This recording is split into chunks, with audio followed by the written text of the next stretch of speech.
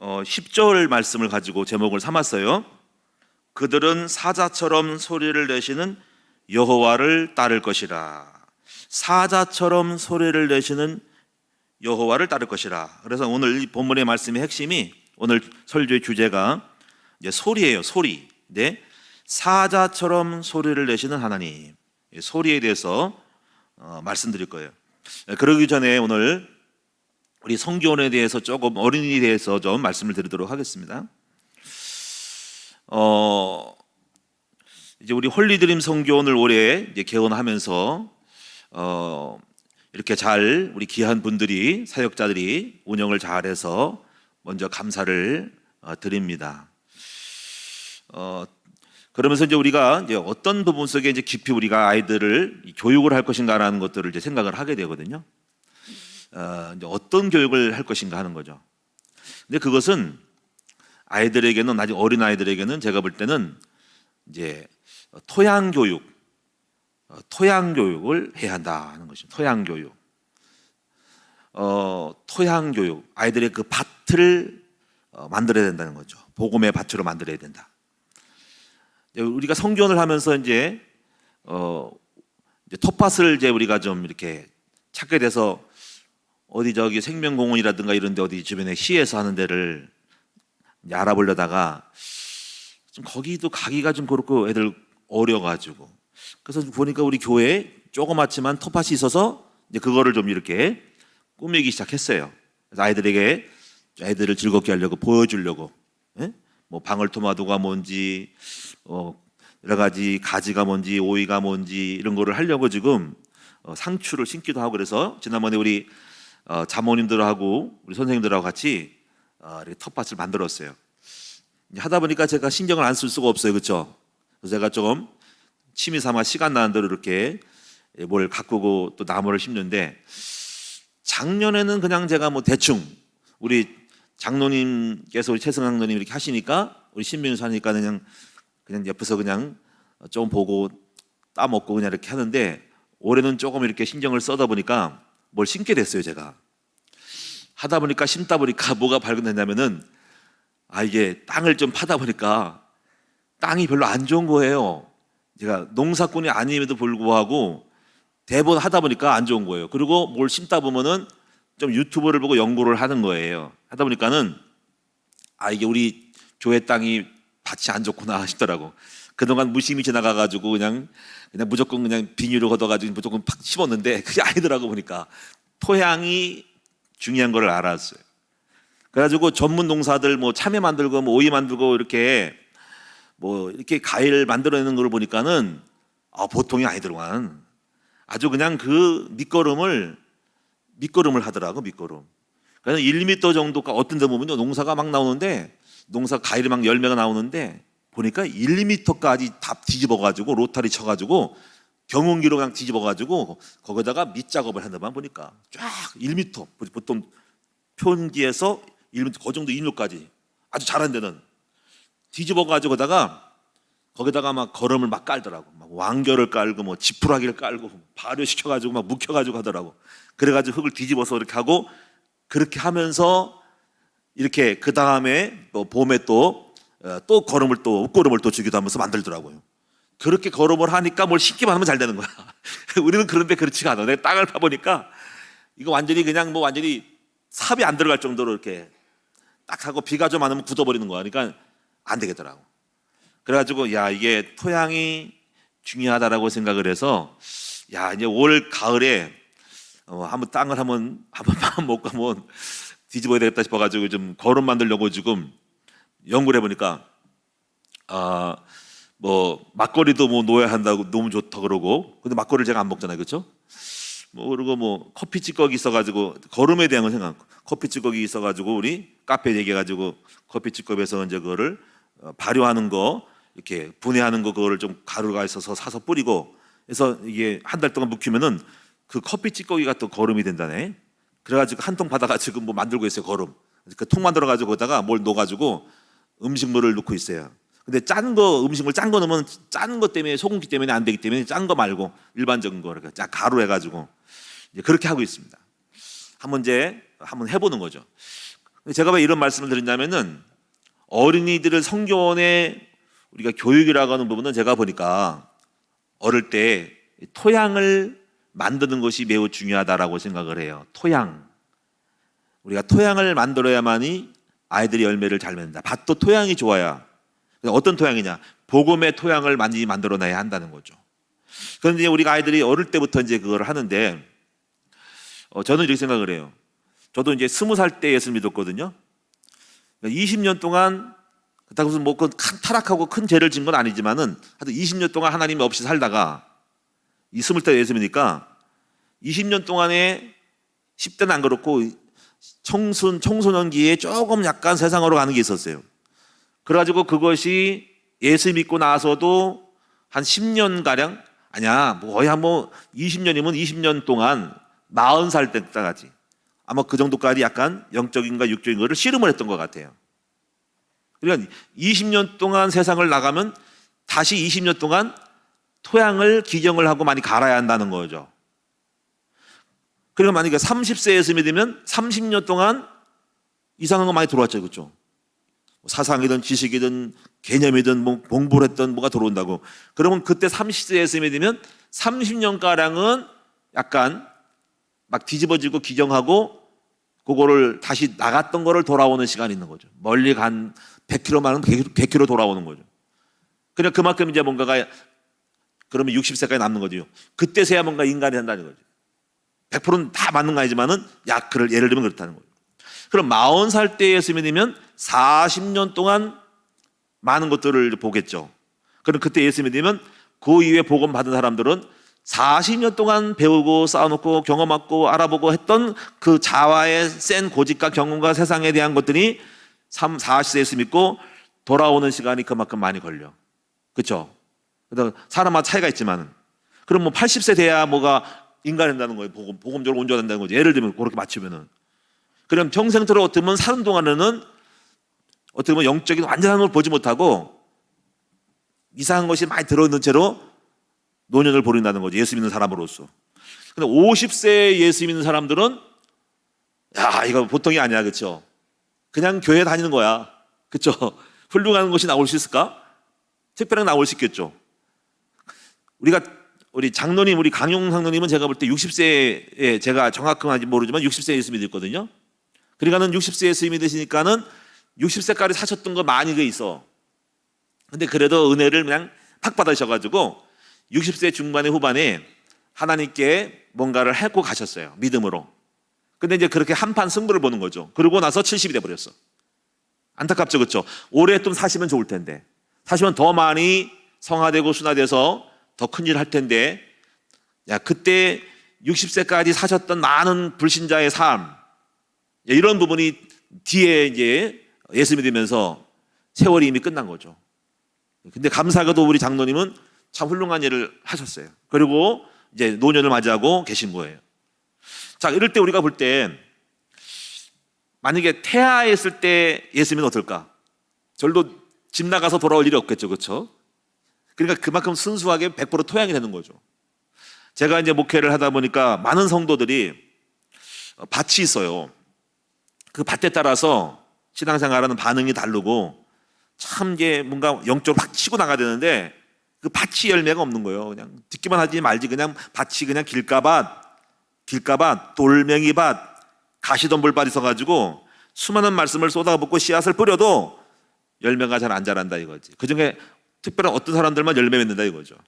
그런 거 볼 때 우리 홀리드림 성교원의 아이들은 굉장히 좋은 기회라고 할 수 있죠. 그렇죠? 근데 그 대신 이제 우리가 아이들이 일반적인 성교원을 다니면 안 돼요. 물론 교육은 되겠지만, 왜냐면 일반적인 성교, 시립, 공립, 군립, 도립 있잖아요. 그렇죠? 나쁜 건 아닙니다. 없는 거 안다는 건 낫겠지만은 그런 국가적인 단체에서는 절대로 신앙교육을 할 수가 없어요.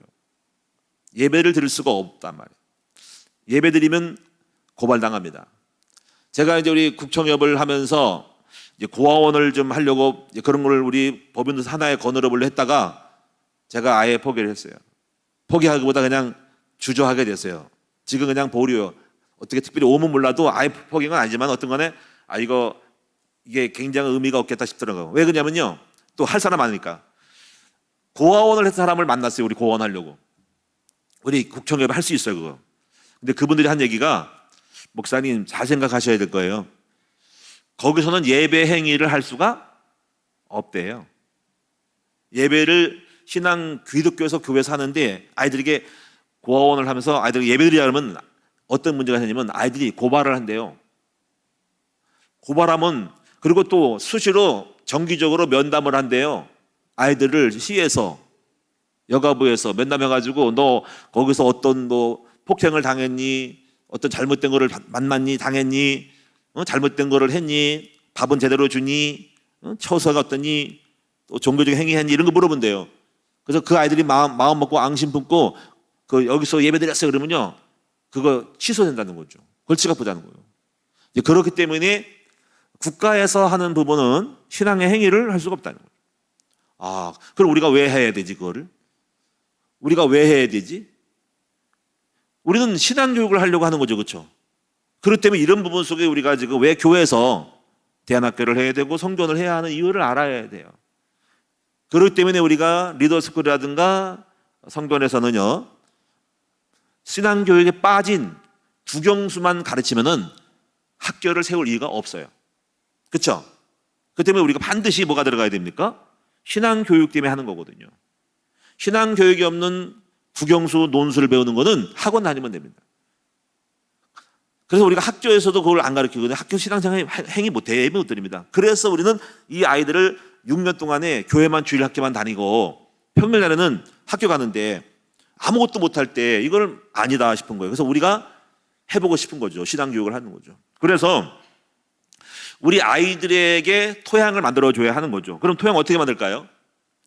자, 제가 토양을 만들 때 보니까 이 생각까지, 이 꿈이 토양이 이런 꿈이에요. 흙에 지렁이가 살 정도가 되면 된다는 거지. 지렁이. 근데 지렁이 몇 마리 발견했어, 제가 우리 교회에서. 혹 지운 거야. 근데 이쪽 말고 저쪽에 있어요. 저 대추나무 심은 데가 지렁이가 있더라고.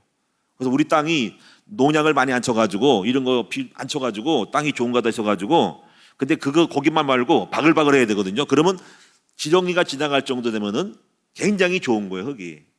그래서 많은 것들을 이제 만들어야 되는데, 그러면 이제 뭘 집어넣어야 돼요, 거기다가. 뭔가가 들어가야지. 이 땅 가지고 기도해가지고 주여 토양이 지렁이가 다니게 해달라고. 절대로 안 돼. 그래서 뭘 집어넣어야 돼, 그렇죠? 그래서 제가 볼 때 우리 아이들에게 좋은 토양을 만들려면은 우리가 이 복음이 들어가고 집어넣어야 돼요. 그래서 복음을 집어넣으려면 어떻게 해야 될까요? 일단 아이들이 너 이렇게 뭐 해야 돼라는 차원은 안 되죠. 아직 어리니까. 그래서 일단은 그런 각도를 맞춰서 토양을 만들었는데, 어릴 때부터 디모데후서 3장에 보니까는 어릴 때부터 성경을 알았나니, 일단 아이들에게는 많은 지식이 들어가야 돼. 성경 지식. 그래서 우리 선생님들이 아이들 토양 들어가는 거는 만남이에요. 제가 볼 때 만나면 뭐가 들어가? 장소. 그 장소에 있으면 뭐가 들어가? 뭐가 봐? 그러면 책을 볼 때 그게 들어가. 그래서 제가 볼 때 이 책 보는 것도 신앙책을 많이 봐야 되는 거죠. 옛날에요. 우리가 어느 논술을 접했는데 좀 아쉬운 게 뭐냐면 일반 책들을 많이 하더라고요. 뭐 전설도 하고 뭐 여러 가지 무슨 많은 거 해가지고 제가 조금 이 책밖에 없을까 생각을 했어요. 그 많은 책 중에, 신앙책 중에, 신앙교육책 중에 아이들 간증직도 어린이에 한 거를 많이 찾아가지고 최선을 다해서 뽑아내도 해도 되는데 일반 독서를 많이 해가지고 제가 볼 때 아쉽더라고요. 그거 가지고 논술을 하는데 좀 아쉽더라고요. 하여튼 그래서 우리 아이들에게 어릴 때 선생님들이 뭐가 들어가야 돼. 메시지가 들어가야 되는데 신앙의 인물, 성경에 대한 거, 이걸 그렇게 자꾸 들어가야 됩니다. 그러니까 만남, 장소, 시간 날 때마다 영상 보는 것도 그렇게 하여튼 간에 어릴 때부터 뭐가 자꾸 들어가야 돼요. 막 각인시키는 거지. 영화도 신앙 영화, 음악도 신앙 음악, 이런 거, 간증, 만남, 박물관, 신앙 만남 해서 뭐든지 하여튼 어릴 때부터 완전히 그냥 복음으로 그냥 집어넣어야 되는 거예요. 그러면 하나님 작업하실 거야. 그래서 여러분이 이제 주일날의 메시지를 여러분이 교사들이 그럴 수 있어요. 이번 주 또 뭘 하지 애들한테? 애들하고 만나는데 선생님들이 매일마다 예배드리거나 애들 하긴 하니까 우리가 이번에 많이 발전하고 좋아요. 선생님들, 리더스쿨도 마찬가지고. 그럼 여러분이 이제 주보를 활용해서 여기 간단하게 아이들에게 풀어서 이번 주 주보가 뭡니까? 주일이 메시지가 자 이게 오직 성령음 충만함으로 충만받으라 이래가지고 이런 얘기 하는 거지. 거기에 간증도 있으니까. 그래서 이런 걸 갖다가 참고를 해가지고 여기 소스 잡아가지고 여기서 애들에게 맞게끔 다 하지면 안 되겠죠. 어리니까 꼬맹이들이니까 단어 하나를 주더니 성령 충만이 뭔지 알아고 자꾸 심어야 되는 거죠.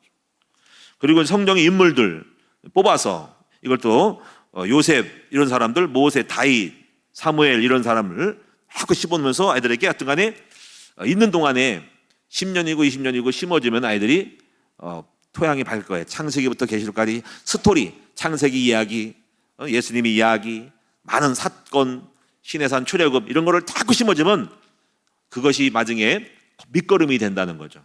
그리고 성장해 나가면서 하나님이 알아서 공기 짓고 여러 가지 그 효소 들어가고 해가지고 애들이 삶 속에 적용이 돼가지고 막 이렇게 섞여가지고 발효돼가지고 토양이 밑거름이 쫙 깔릴 거예요. 그래서 성경 말씀의 토양을 집어넣는 것이 아이들에게는 밑거름 작업, 밑작업하는 거예요. 밑작업. 그냥 뭔가 자꾸 들어가야 돼요. 그래서 아무쪼록 여러분이 우리 아이들의 핵심은 어릴 때 교육은 아직 어리니까 어린 꼬매들이 뭘 하겠어요. 그러니까 아이들에게는 토양을 만들어주라. 복음 토양 만들어주라. 그러면 성령님이 알아서 이제 삶 속에서 놀라운 일이 일어난다. 이렇게 말씀드리고 싶습니다. 그래서 복음 토양 옥토반 만들어라 하는 것입니다. 자, 이 정도로 여러분 하시고요. 그리고 오늘 말씀의 본문을 보면은 11장 1절에서 11절까지 보면은 핵심은 10절에 사자처럼 소리를 낸다는 거거든요. 근데 그 전에 좀 보셔야 할 것이 있어요. 여기 1절부터 7절까지는 이것은 하나님과 이스라엘의 역사적 진실을 지금 오늘 호세아를 통해서 하나님 말씀했어요. 하나님이 이스라엘 백성에게 내가 어떻게 했는가라는 걸 얘기하는 거죠. 그걸 한번 간단하게 볼게요. 먼저 1절을 보시면 이스라엘이 어렸을 때 내가 사랑하여 내 아들을 애굽에서 불러냈거늘 이제 출애굽부터 시작을 해요.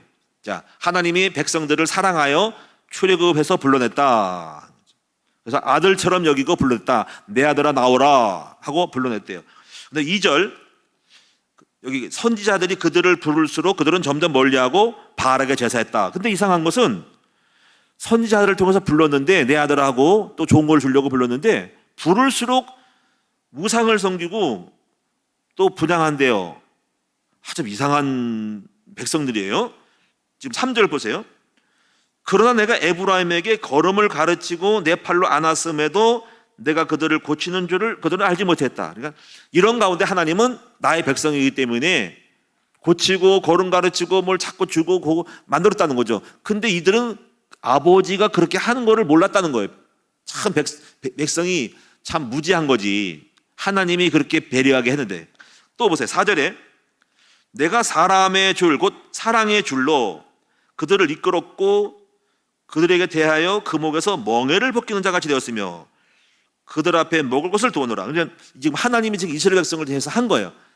멍에를 벗겼다. 자유를 줬고 먹을 것도 줬다. 아마 만나와 메추라기를 주고 양식을 줬다는 거죠. 그런데 5절에 그들은 애굽 땅으로 되돌아가지 못하겠거늘 다시는 옛날로 못 따라간데 불구하고 뭐 갈 수도 없음 불구하고 왜 근데 하나님께 내게 돌아오기를 싫어하냐? 그래서 하나님께서 아수르 사람이 그들의 임금이 될 것이라 해가지고 이제 포로로 잡혀갔다는 거죠. 외국의 왕이 그들의 왕이 됐다는 거죠. 이스라엘 백성이 왜 이렇게까지 됐냐 이거지. 6절에 그래서 칼이 그들의 성읍을 치고 빗장을 깨뜨려 없이 하리니 이는 그들이 계책으로 말미암음이라 그랬어요. 7절에 그래서 내 백성이 끝끝내 내게서 물러가고 하나님을 물러가고 그래서 비록 그들을 불러 이에 계신 이에게로 돌아오라 할지라도 일어나는 자가 없대요. 그러니까 한 사람도 뭔가 제대로 된 사람이 없다 하는 거예요. 지금 이스라엘 백성들이 좀 이상한 거예요. 왜 그럴까 하는 거죠. 이렇게 이제 하나님 볼 때 참 이게 답답한 거야. 전능하신 하나님 앞에 백성이 이게 못되고 뭔가 이상한 거예요. 문제가 많은 거예요. 그러니까 이걸 볼 때 왜 이렇게 된가 하니까 이렇게 결론 내릴 수 있어. 바로 이들은 원래부터 창세기 3장의 본성이 그거라 이거지. 여러분 본성이라는 게 뭐죠? 본래대로 회귀하는 거예요.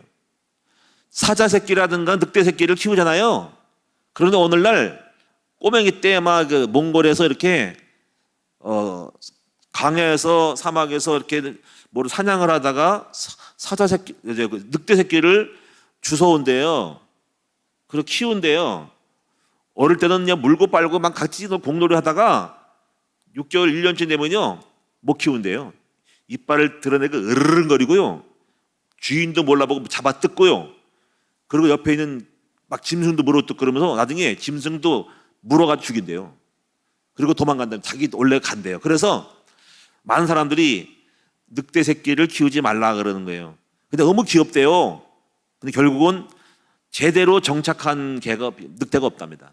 물론 지금의 개는 사실 옛날에 늑대인데 인간하고 친해져가지고 애완견자가 변했지만은 지금 실제로 야상에 있는 개들은 그만큼 길들이기 쉽지 않다는 거예요. 본성으로 돌아간다는 겁니다. 그러니까 이렇게 본성이 있는 것처럼 인간이 이렇게 아무리 하나님이 이렇게 역사해도 패역한 것은 바로 그들에게는 본성, 재성 때문에 그렇다는 것입니다. 자, 그런데 이게 다가 아니에요. 여기서 지금 하나님이 지금 구원의 계획을 말씀하는데 여기서 9절에 보시면은요 이런 인간이고 이런 이스라엘 백성인데 하나님의 구원의 계획이 있죠. 그런데 여기서 이렇게 말씀하세요. 에브라임이여 내가 어찌 너를 놓겠으며, 이렇게 지금 싸가지가 없고 악하고 패역하고 그렇게 돌보고 키우고 먹이는데 불구하고 하나님을 떠나 있다는 거죠.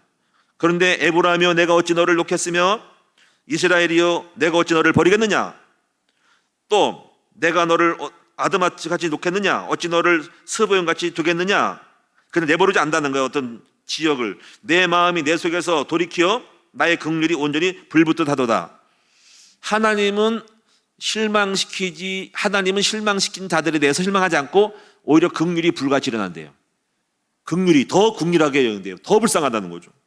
또 여기 보면은 내가 나의 맹렬한 진노를 나타내지 아니하며 내가 다시는 에브라임을 멸하지 아니하리니 이는 내가 하나님이요 사람이 아님이라. 이제 하나님이요 사람이 아니란 말은 뭘까 하면 사람은 맹렬히 진노를 해줘. 사람은. 근데 내가 사람이냐? 하나님이야. 나 여호와는 사람이 아니야. 사람은 그렇게 해.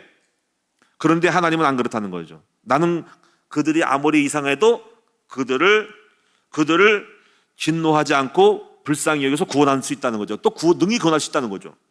그래서 내가 하나님이요 사람이 아니기 때문에 이렇게 이스라엘 백성이 이상해도 그래서 내가 네 가운데 있는 거룩한 인이 진노함으로 내게 임하지 아니하리라. 그래서 10절이 여기서 답이 나오는 거예요. 10절이. 그래서 이게 굉장히 의미가 있는 거예요. 그들은 사자처럼 소리를 내시는 여호와를 따를 것이라 하는 거죠. 자, 여기서 이 말이 굉장히 의미가 있겠죠. 그렇죠? 그래서 따른대요.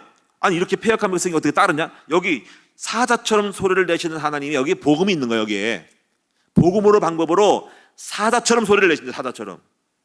그래서 여호와께서 소리를 내시면 이 복음의 소리를 내면 자손들이 서쪽에서부터 떨고 오고 그들은 애굽에서부터 새같이 다 우상 이방인이 온대요.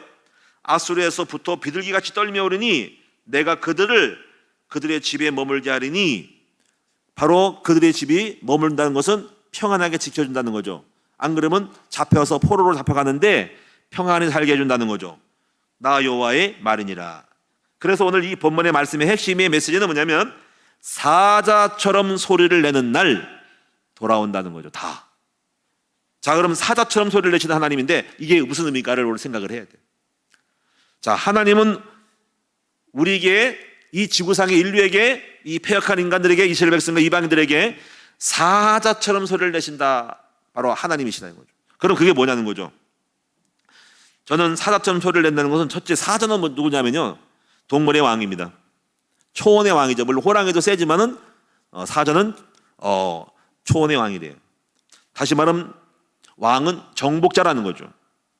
그럼 이제 여기서 알 것은 예수님을 사자같이 비유한 거예요.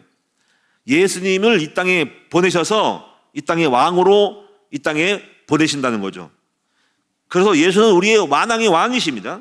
세상을 정복하셨어요. 그래서 여러분요, 우리는 예수가 우리의 왕이심을 선포해야 돼요. 그래서 그 예수가 오신 거예요. 그래서 하나님이 사자처럼 소리 낸다는 말은 예수를 보내시겠다. 예수가 와서 복음의 소리를 선포하겠다는 거예요. 복음의 사자처럼 그 소리, 복음에 선포하겠다. 복음을 선포하는 것이 바로 영적으로 소리 지른 거예요. 찬송가 38절 보니까 예수 우리 왕이요, 그 찬송 있죠. 이곳에 오셔서 우리가 주께 드리는 예배를 받아줘서, 예수는 우리 왕이시다. 할렐루야. 한번 따라해보세요. 예수는 우리의 왕이시다는 거죠. 그래서 우리 예수님은 이 땅에 사하자로 오셔서 소리를 내셔. 어떤 소리예요? 십자가와 부활의 소리를 내신 거예요. 복음의 소리를 내신 것입니다. 여러분, 육으로 들리는 것이 아니라 영으로 들으면은 주님이 십자가 죽으시고 부활하실 때 여러분 큰 소리를 이 지구상에 발달해서 소리를 내가지고 그 소리가 십자가 죽으시고 부활하는 영적 역사가 일어나는 날 벌벌 소리 앞에 죄와 사망의 권세가 벌벌 떨고 흑암이 와르르 무너졌어요. 놀래가지고 그 복음의 소리 앞에 여러분이 소리를 발하신 거예요. 그래가지고 그냥 박살나버린 거예요, 그 소리가. 그래서 복음의 소리로 모든 죄와 저주가 박살나고 사탄과 귀신이 바로 흑암이 박살나고 굴복된 거예요. 바로 이 사자의 소리예요. 이것이 바로 하나님의 사자의 소리라는 말이에요. 이게 복음의 소리입니다. 십자가 부활의 그 하신 날 소리가 발하신 거예요. 할렐루야. 그래서 우리는 어떻게 하냐면요, 우리는 하나님의 구원을 보았기에 여호와께 즐거이 우리는 소리치는 것이 우리 소리가 돼야 돼요. 그래서 여러분이 시편 98편 3절에 보니까 우리가 여호와의 구원을 보았도다. 온 땅이여 즐거이 소리칠지어다. 나팔과 후악소리로 여호와 앞에서 소리치고 바다와 거기 온 땅에 충만한 것과 세계와 그 등에 거주하는 자는 다 외칠지어라고 말씀을 한 거예요. 그 다음에 여러분이 또 우리가 소리칠 것은 뭐냐면 큰 문제 앞에서 큰 소리로 무너져라고 외쳐야 됩니다. 여러분, 우리는 외치고 소리쳐야 돼요. 그래서 소리치는 것이 영권이에요. 여러분, 우리가 이제 신앙생활에 있어서 여러분이 소리칠 줄 아는 사람이 돼야 돼. 시편 89편 보니까 나중에 좀 찾아보겠지만 결론적으로 소리칠 줄 아는 백성은 복이 있다 그랬어요. 자, 우리는 사람들이 네 종류로 여러분의 태도를 볼 수가 있어요. 네 종류로. 뭐냐면 첫째는 그냥 여러분 봤을 때 그냥 슬프고 우울한 사람. 우리의 포스가 좀 슬퍼 보이고 우울해 보여. 그런데 그러면 그렇게 살아요. 그거 아닌 거예요. 그것은 정상 아닙니다. 늘 슬프고 우울한 사람이 있어요. 두 번째는요, 좀 착잡한 사람이 있어요. 눈물이 떨어질 것 같아요. 뭔가 정말 슬퍼 보여요. 우울해 보여요. 외로워 보여요. 그거 정상 아닙니다. 그거 흑암이 지금 잡고 있는 거예요. 저는 우리 큰나무 성도들이 그런 거 말고, 그런 표정 말고, 표현 말고 즐겁게 소리칠 줄 아는 여러분 됩시다. 그냥 또 착잡하지도 말고 그냥 담담히 평안하지도 말고 평강한 여러분 되셔야 됩니다. 그래서 은혜와 평강이 여러분에게 넘치시기를 축원합니다. 그래서 이런 사람들은 문제 앞에 큰 소리로 소리치는 줄 알아요. 여리고성은 여러분이 언제 무너졌냐면은 온 백성이 7번을 돌고 마지막 날 여리고성은 무너져라! 무너져라! 무너져라! 하고 7번 소리쳤더니 와르르 무너졌어요. 신앙생활의 중요한 것은 소리칠 줄 아는 사람이 복이 있다는 겁니다. 이게 영권이거든요. 영권이 없는 사람들은 소리를 못 쳐요. 그래서 여러분이 또 기도원이 소리쳤어요. 횃불을 들고 이렇게 소리쳤어요. 여호와와 기도원의 칼이다라고 외쳐라고 했더니 횃불을 들고 외쳤더니 하나님 역사에서 그걸 가지고 그냥 하나님께서 다 적군을 물리쳤다는 거죠. 그래서 소리를 듣는 순간 성경 나와서 소리를 듣는 순간에 그 진영에서 뛰고 부르짖으면서 도망하였다라고 말했어요. 여호와와 기도원의 칼이다라고 소리치라고 기도원이 그렇게 말씀을 받고 말했더니 백성이 다 소리쳤어요. 300명 용사가 진영이 막 난리가 났어. 그래가지고 떨면서 소리치면서 도망가 버렸다니. 소리 앞에 다윗은 골리앗 앞에서 이렇게 소리쳤어요. 나는 만군의 여호와 이름으로 가노라 하면서 소리치고 외치면서 나갔더니 흑암이 꺾이고 하나님 역사해 버렸어. 물맷돌 던지면서.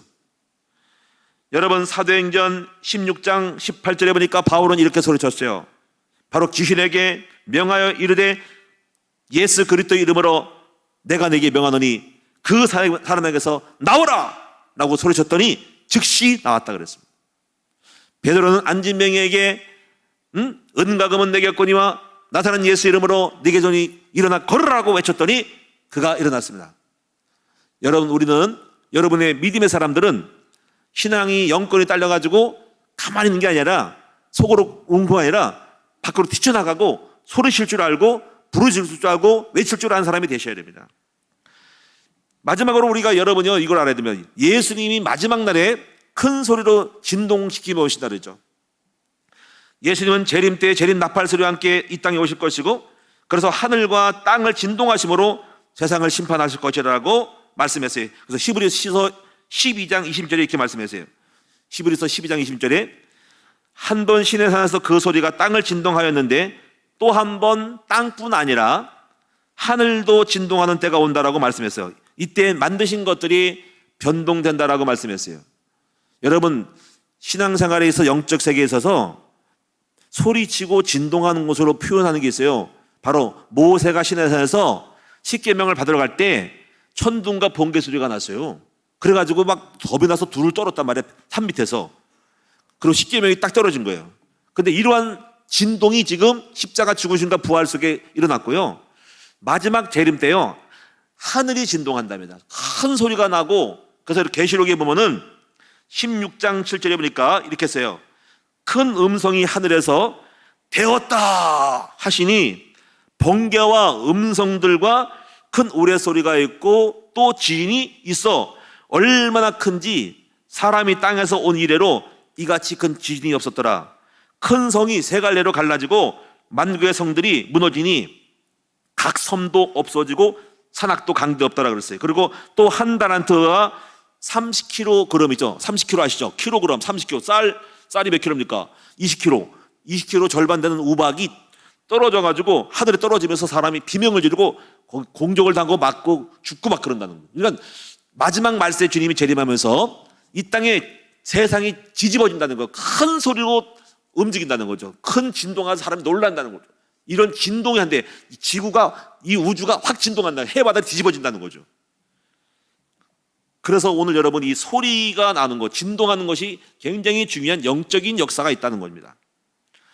자, 그래서 우리는 여러분 이제 결론적으로 여러분 우리는 이제부터 앞으로 하나님이 사자처럼 소리를 내는 것처럼 우리도 사자처럼 소리를 낼 줄 아는 우리 성도들이 되셔야 한답니다.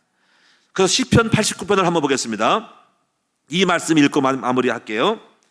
자, 이게 중요해요. 자, 시편 보겠습니다. 이거 찾아봅시다 한번. 시편 89편 15절입니다. 20절까지 보겠습니다. 21절까지 봅시다. 자, 시편 89편 15절에 21절 다 같이 읽겠습니다. 시작. 즐겁게 소리칠 줄 아는 백성은 복이 있나니 여호와여 그들이 주의 얼굴빛 안에서 다니리로다.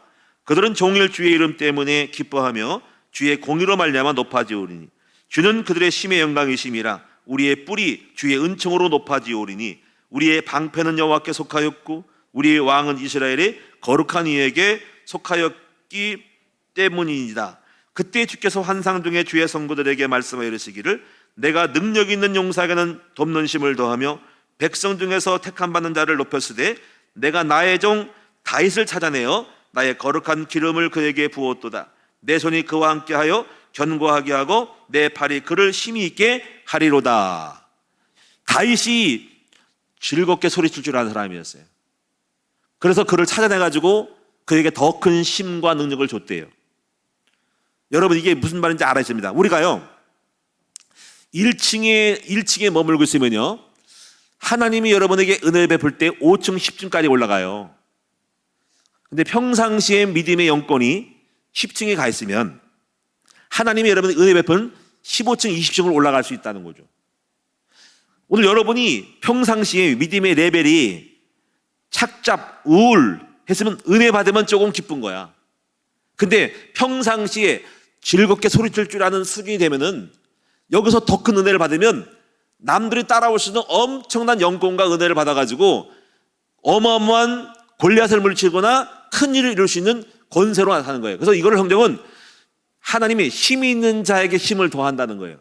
능력이 어느 정도 즐겁게 소리칠 줄 아는 수준으로 레벨로 이걸 갖고 있는 사람에게는 여러분 오늘도 여기 예배 드릴 때 여기보다 더 큰 10단계, 2단계를 20단계를 올라갈 수 있는 거예요. 그래서 기적이라는 겁니다.